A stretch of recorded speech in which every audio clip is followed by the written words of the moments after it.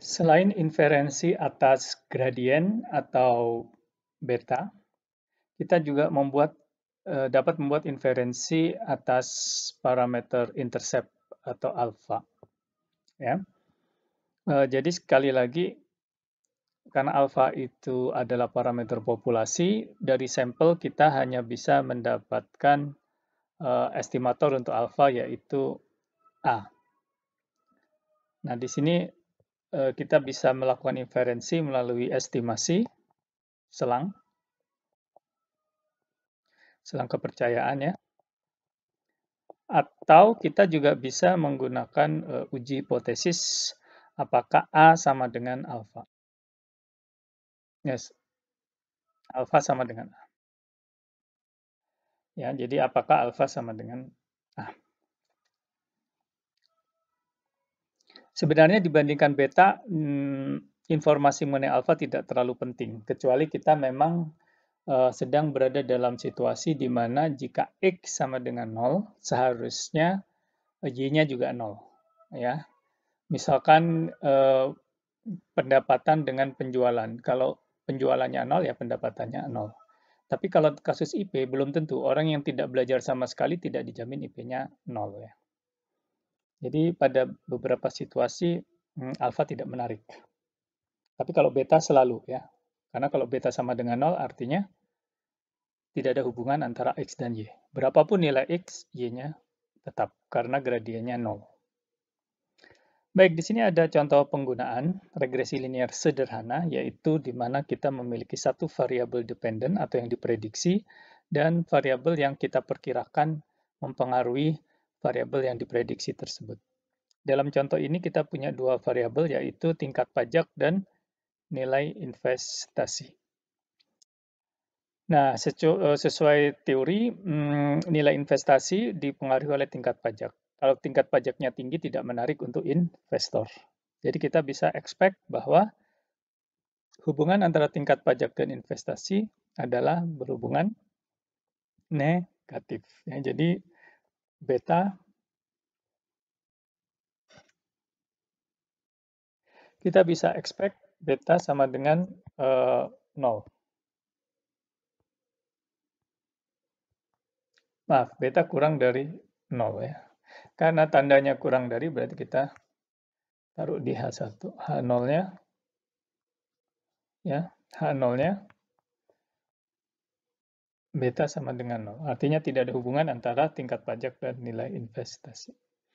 Oke, di sini kita punya 10 daerah, data dari 10 daerah. Kemudian sebenarnya kita bisa pakai hitung manual ya, pakai cara yang rumus-rumus yang di sini ya. Ya, ini kita bisa pakai rumus ini, kita bisa dapatkan B, kita bisa dapatkan A, kemudian kita bisa dapatkan S kuadrat, dari situ kita bisa melakukan inferensi atau membuat selang kepercayaan. Oke ya. Tapi di sini saya menggunakan bantuan software statistika yaitu di sini SPSS. Ya, ini contoh dari output SPSS. Oke, jadi ini adalah A atau B0 ya, konstanta.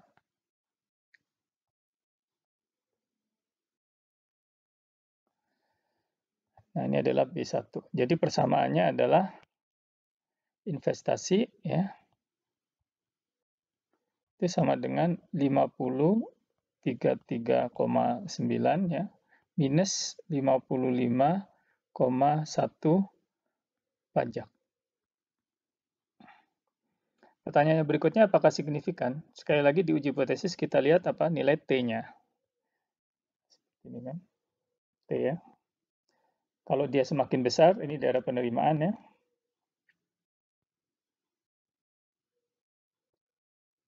Tolak ya. Nah, dia sangat besar di sini, masih dia masuk daerah penolakan. Atau yang cara lebih sederhana kita lihat saja p-value-nya. Jadi kalau di SPSS, sig itu adalah p-value. Jadi karena p-value kurang dari level of significance, maka tolak. Ini yang yang perlu diingat ya, seperti saya sampaikan, satu saja yang diingat. Jika p-value kurang dari level of significance, tolak H0. Misalkan di sini kita level of significance-nya 0,05, karena signifikansinya ini bukan 0 mutlak ya. Sampai digit ketiga belum ketemu angka. Karena kalau 0 mutlak nggak mungkin ya. Jadi harusnya ditulis kurang dari 0,0. Karena p-value-nya kurang dari 0,01, which is kurang dari 0,05, let's say, alpha kita 0,05, maka tolak H0. Berarti kalau tolak H0 berarti apa? Kalau tolak H0 berarti ini yang diterima. Jadi kita bisa menyimpulkan beta kurang dari 0. Oke, kalau di sini dia minus ya, minus 12. Berarti di sini minus 12. Dia masuk daerah penolakan. Minus. Nah, atau bisa juga kita lihat dari confidence intervalnya. Jadi minus. Jadi minus 65 kurang dari beta kurang dari minus 44.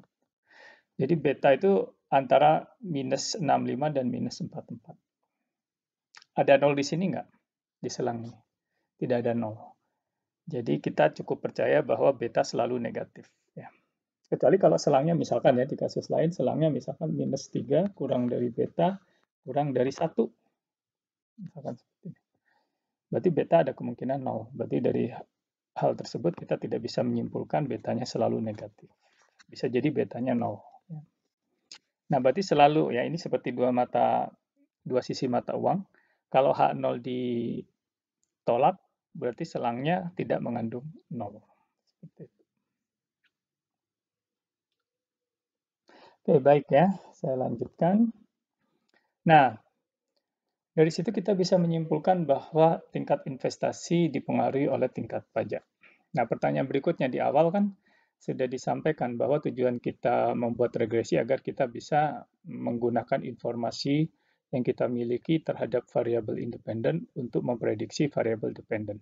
Tapi pertanyaannya apakah variabel independen atau disebut sebagai variabel prediktor itu cukup baik dalam memprediksi variabel dependen? Pertanyaannya adalah seberapa baik model yang dibuat. Oke, di awal sekali di slide pertama saya jelaskan, jika kita tidak memiliki informasi lain selain IP, maka kita menggunakan rata-rata IP dari mahasiswa yang ada sebagai prediktor untuk IP dari Intan ya, dari satu mahasiswa yang kita tidak tahu IP-nya tadi. Berarti kita menggunakan IBAR. Jadi prediksi kita menggunakan rataan sampel. Jadi errornya di sini nilai Intan sebenarnya dikurangi dengan IBAR. Itu error kalau kita tidak menggunakan variabel independen untuk memprediksi Y atau respons. Kalau kita menggunakan regresi, error kita menjadi apa? Kalau kita pakai regresi, error kita YI minus Y hat. Ya. Error kita. Nah, jadi dengan menggunakan model regresi ya, tadinya ini tanpa model regresi, ini tanpa ya, ini dengan. Nah, berarti selisih error tanpa, harusnya selisihnya, selisih errornya menjadi apa? Errornya berkurang harapannya, ya, yang tadinya tanpa errornya sekian, kemudian dengan errornya sekian berarti tinggal dengan sedikit ya ini coret-coret ya, coret-coret, tinggal ini minus-minus jadi plus. Ini adalah dengan bahasa lain apa? Yang tadinya error sekarang bukan error. Ya. Ini adalah variasi yang dapat dijelaskan oleh model.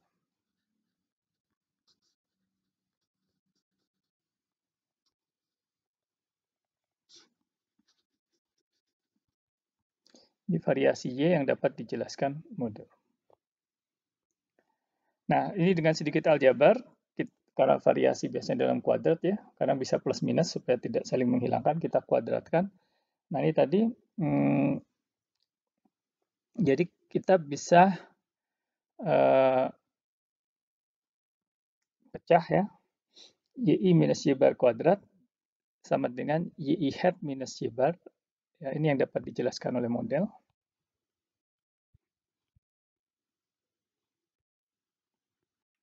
Ini adalah variasi total ya. Jadi nilai I selisihnya terhadap rataannya ya.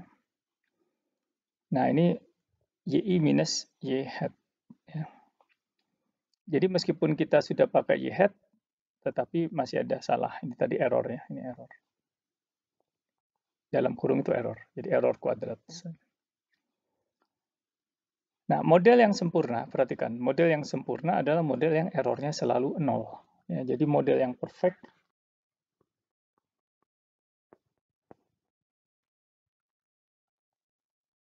Kenapa? Karena errornya selalu 0. Jadi pada model yang perfect, SST sama dengan SSR. Nah, maka dari situ kita bisa turunkan yang namanya R kuadrat, atau yang disebut dengan koefisien determinasi. Jadi R kuadrat itu adalah koefisien determinasi, yaitu SSR dibagi SST. Tadi kita lihat model yang sempurna apa? Persamakan tadi SST. Kalau model sempurna, ininya 0 ya. Jika ini 0 berarti apa? SSR sama dengan SST. Berarti SSR per SST sama dengan 1.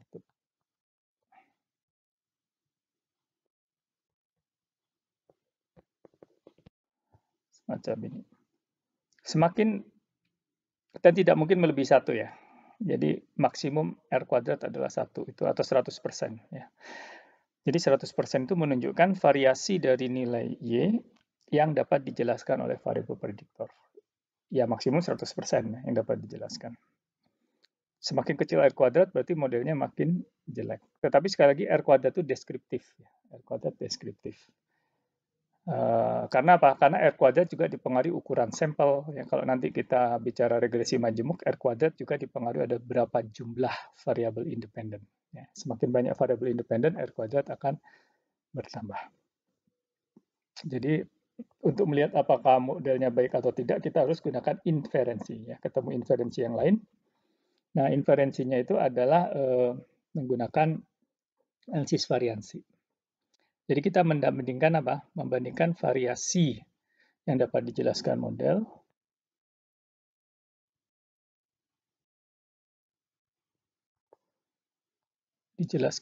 ya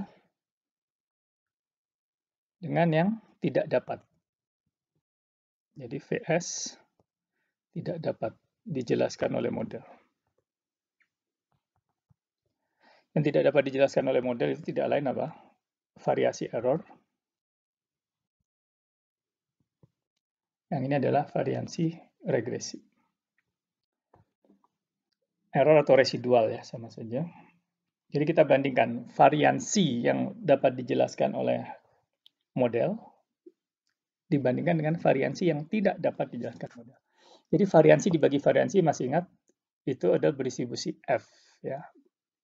Membandingkan dua variasi. Jadi di sini H0-nya apa? Variansi, ini saya singkat saja ya. Harusnya lebih panjang, yang dapat dijelaskan model sama dengan variansi yang tidak dapat dijelaskan oleh model. Itu H0-nya. H1-nya variansi model ya, yang dapat dijelaskan model lebih besar, lebih banyak dibanding yang tidak dapat dijelaskan oleh model. Nah, karena kita membandingkan dua variansi, kita pakai statistik F. F itu kan bentuknya kurang lebih seperti ini, tergantung degree of freedom-nya. Nah, jadi di sini adalah daerah penolakannya. Nah, karena degree of freedom-nya beda-beda, regresi degree of freedom-nya 1, residual adalah degree of freedom 8, total 9. 9 itu dari apa? Kita tadi punya data, ini masih data pajak ya. Kita punya 10 kan tadi. Ya. Nah, berarti degree of freedom total itu N-1. Ya, ini jadi N-1.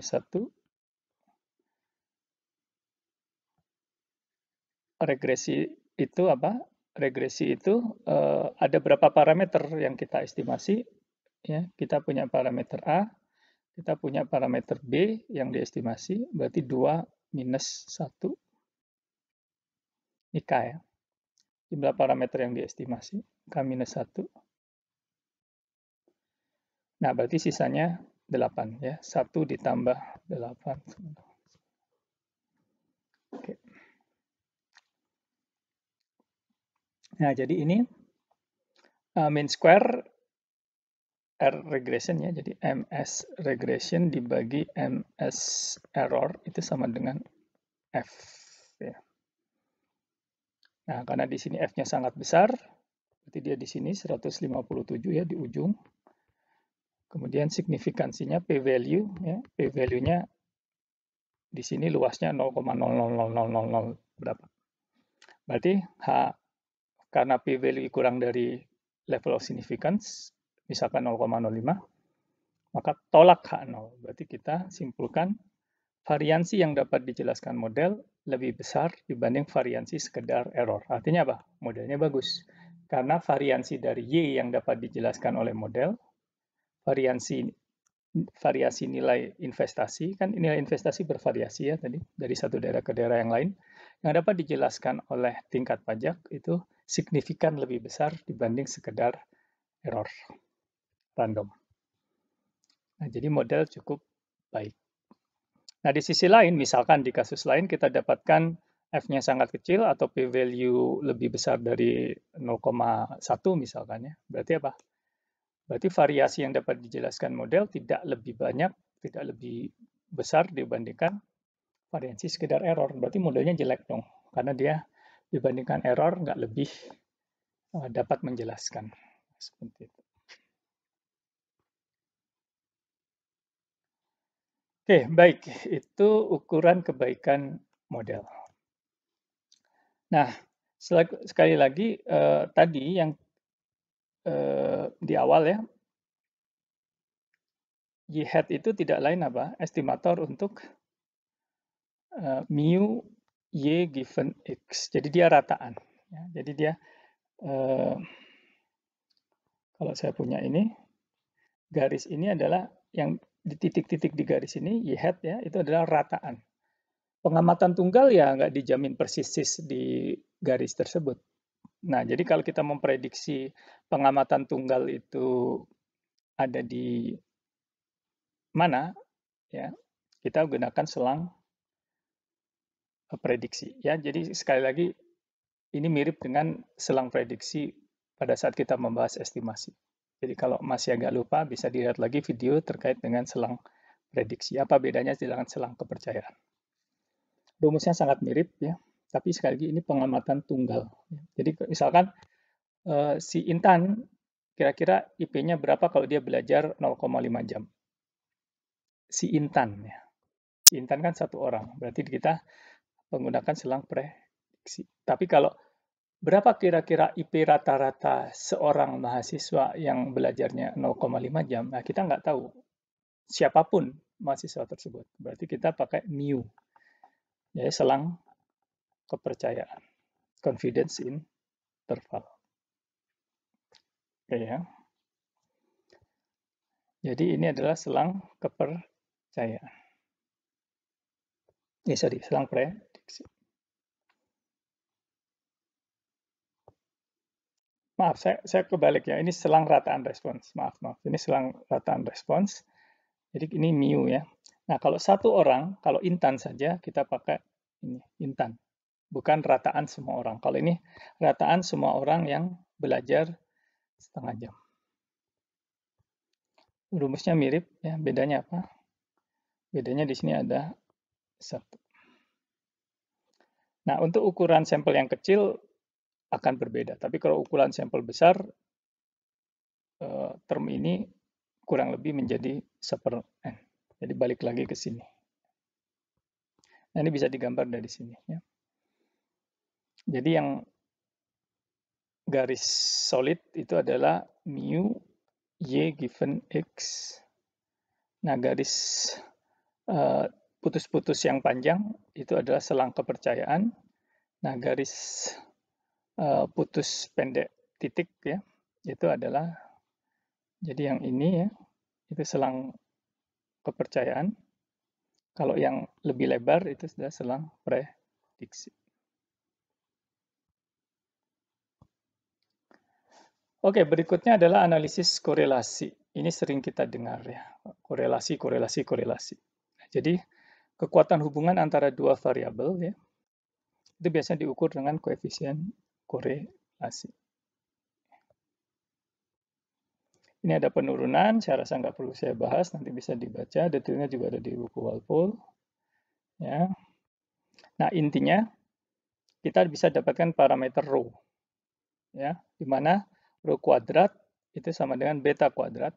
Ini beta itu gradien di tadi ya, dikali sigma x kuadrat per sigma kuadrat y. Sigma kuadrat x dibagi sigma kuadrat y. Nah, parameter ini menunjukkan tingkat hubungan atau asosiasi linear, sekali lagi ini linear ya, antara dua variabel random x dan y. Nah, nilai rho kuadrat itu antara 0 sampai 1, berarti rho itu antara minus 1. Ya. Minus 1 kalau hubungannya negatif, plus 1 kalau hubungannya positif. Ya.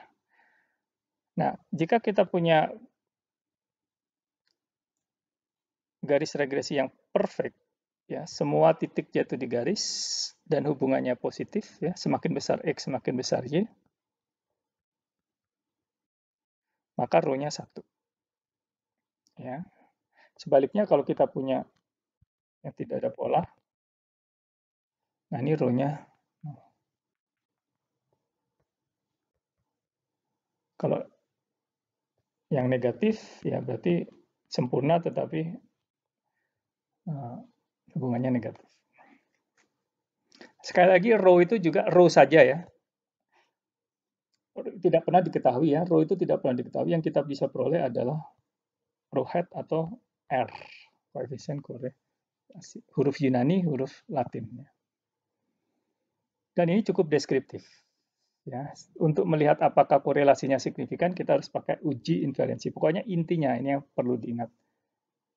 Untuk melihat apakah signifikan atau tidak signifikan, ya, kita harus pakai inferensi. Jadi nggak bisa, oh karena korelasinya 0,8 maka hubungannya kuat. Tidak bisa.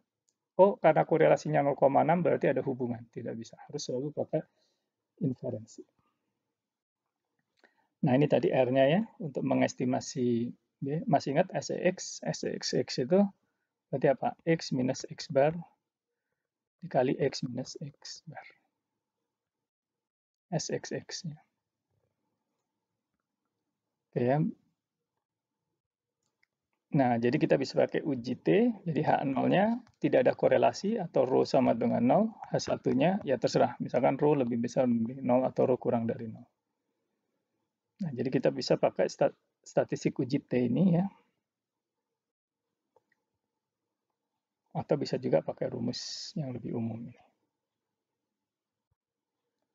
Nah, terakhir kita so far selalu bicara tentang linear ya, hubungan linear. Bagaimana kalau datanya misalkan seperti ini? Ini jelas-jelas nggak linear. Atau datanya seperti ini. Jelas-jelas nggak linear. Apa kita masih bisa pakai model regresi linear? Jawabannya bisa, tetapi kita harus transformasi. Nah, jadi misalkan saya punya bentuk eksponensial ya, seperti ini. Ya. Nah, ini kita transformasi. Ini ya, yang pertama saja ya, saya kasih contoh satu saja. Y sama dengan alfa E pangkat beta X. Jadi eksponensial kan. Ini kedua ruas saya lonkan ya.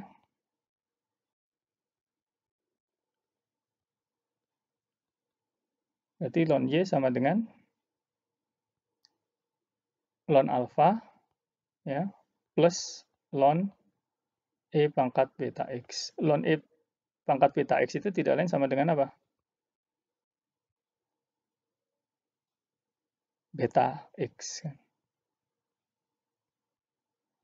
Nah, sekarang ln Y saya ganti dengan Y bintang, ln X saya ganti dengan, ln alfa saya ganti dengan alfa bintang. Jadi persamaannya sekarang apa? Y bintang sama dengan alfa bintang ya plus beta X. Linear kan? Bedanya apa? Di sini ada bintang, tetapi hubungannya linear. Ya. Nah, jadi kita bisa regresikan X dengan Y bintang. Jadi kita bukan regresikan terhadap Y, tetapi terhadap Y bintang. Kita regresikan Y bintang terhadap X, atau ln Y terhadap X. Jadi kita bikin kolom baru, ln Y, X-nya tetap. Nah, ini seolah-olah jadi Y pada regresi yang biasa. Nanti parameternya kita dapatkan intercept-nya alfa bintang, yaitu ln alfa, bukan alfa. Nah, untuk mendapatkan alfa sebenarnya, untuk kembali lagi ke sini ya, berarti kita E-kan, E pangkat. Untuk kita dapatkan Y, berarti E pangkat Y. Jadi untuk memprediksi Y, kita prediksi Y bintang dulu. Setelah kita dapatkan Y bintang, kita eksponensialkan, kita dapat Y. Nah, jadi itu contoh cara kerjanya. Bisa juga bentuk yang lain ya. Jadi ini bentuk eksponensial yang tadi ya. Bisa juga bentuk power ya. Bisa juga bentuk resiprokal ya, super X. Kalau super X kita transformasi menjadi X bintang ya. Y-nya tetap, X-nya kita jadi X bintang. Bisa juga fungsi hiperbola. Nah, setelah itu analisisnya sama dengan regresi linear biasa. Tetapi sekali lagi, interpretasinya beda. Bukan terdapat hubungan linear antara X dan Y, tetapi hubungan linear antara X dan ln Y. Tapi modelnya bisa tetap.